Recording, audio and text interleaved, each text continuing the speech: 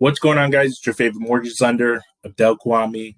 What I want to talk to us today is actually in regards to a lot of recent reports that just came out. What we're going to cover today is just on the market. We're going to go over the Fed. We're going to go over a lot of different builder confidence. We're going to go over, most importantly, some home sales and the impact it's had in reference to inventory. And then last, we're going to kind of touch base in regards to unemployment and where that's kind of shifting within the market. So the first thing in going over some numbers, we're going to cover a lot of statistics, is that existing home sales actually fell 5.9% from June to July to just over 4.8 million units per pace. That's according to the National Association of Realtors. Now, the sales were actually down almost 20% when we compare them to July of last year. Now, this is actually really important because it actually just goes and checks the pulse of the housing market, and it just checks what are the sales of existing homes. Obviously, most of us are aware activity has without a doubt slowed down. Nobody can argue with that. But again, home prices are still being substantiated by low inventory. There's a little bit more homes popping on the market, but there were only 1.31 homes available for sale at the end of July, which basically equates to just under about 3.3 months of homes currently available.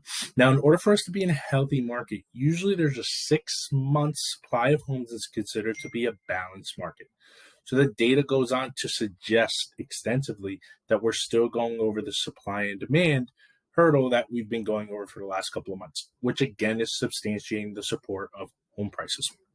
Now, moving on to builder confidence. So the National Association of Home Builders, which is also known as the NAHB, they actually have the housing market index.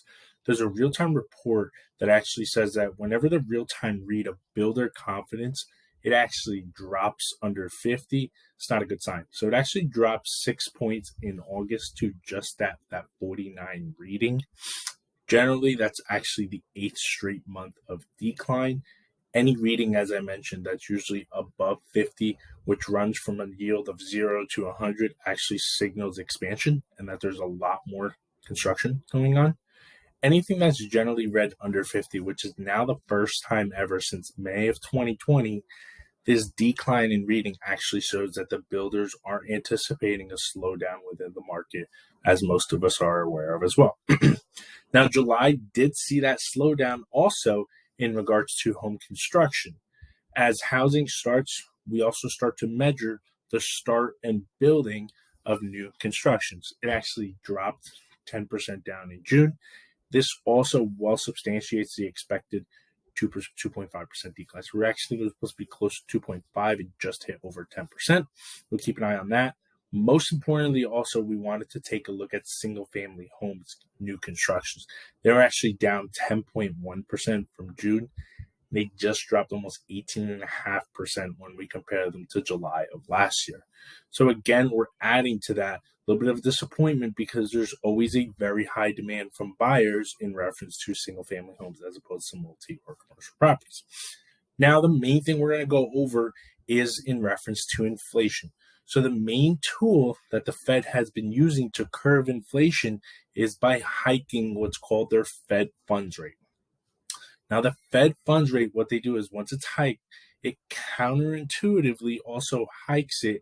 And it's actually a good thing for mortgage rates because what it does, it's supposed to slow down inflation, as we for the first time saw within the last reading. So again, following September, which we're going to really expect next month, the Fed is likely going to base their future rate hikes on this specific data. So we're going to start seeing a lot of different reports, such as your PCE reports, your CPI reports. They're going to use that as a measurement at some point to see if some of the measures that they've done are slowing down the pace of this policy rate increases.